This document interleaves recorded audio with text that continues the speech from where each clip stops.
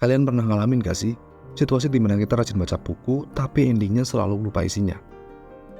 Kadang-kadang gue juga mikir, apa sih gunanya baca buku kalau ingatannya kayak saringan air?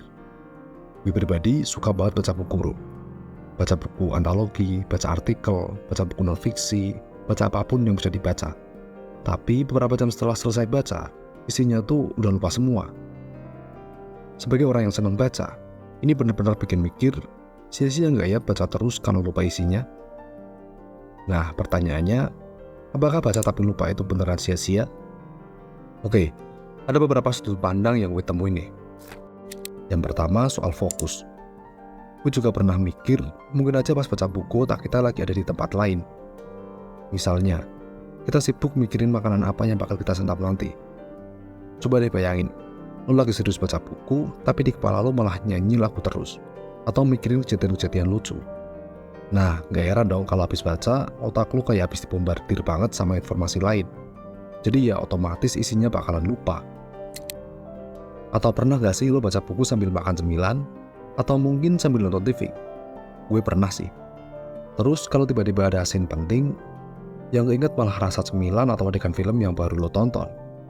Jadi menurut sudut pandang ini, kunci utama biar nggak lupa isinya itu adalah fokus bro. Kadang kita perlu benar-benar atur pikiran kita untuk baca, biar nggak terganggu sama hal lain. Nah, yang gue lakuin sekarang adalah isiin waktu khusus buat baca dan membaca di ruang khusus biar bisa fokus total. Hasil yang gue rasain beda bro. Gue jadi bisa nangkep isinya dan gak hilang terus dari ingatan kayak tadi. Yang kedua, pencernaan otak. Jadi maksudnya gini bro, otak itu kayak pencernaan. Kalau kita terlalu ngebut baca, kayak lagi balapan, informasi yang masuk ke otak kita ya cuma lewat aja, gak dicerna dengan baik. Gue sendiri dulu suka banget kejar target baca cepat, biar bisa bilang, gue udah baca banyak, lo udah baca belum? Tapi ternyata bro, isinya malah gak ada yang nempel. Nah dari situ gue mulai mikir, mungkin kita butuh ngasih waktu buat otak kita biar ngeresapi setiap informasi yang masuk.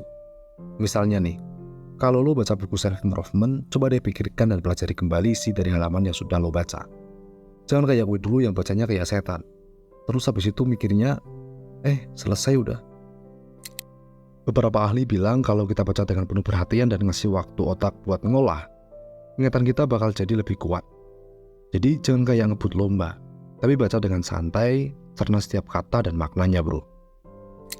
Mungkin kita juga perlu buat ngisiin waktu sesudah baca buat meresapi.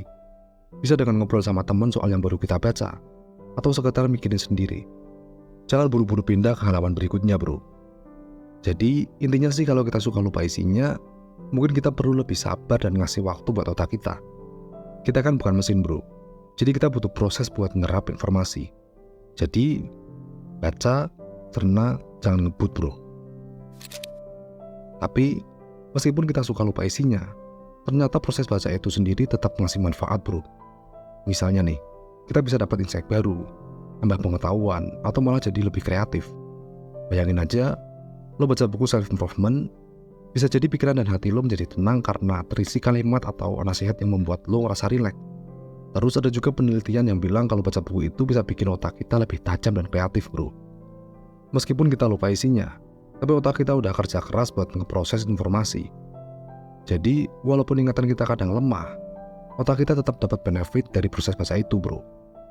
Gue pribadi juga sering dapat ide kreatif dari buku-buku yang udah gue baca bro. Meskipun kadang gak ingat detailnya. Jadi kita gak perlu terlalu ngotot buat ingat semua isinya.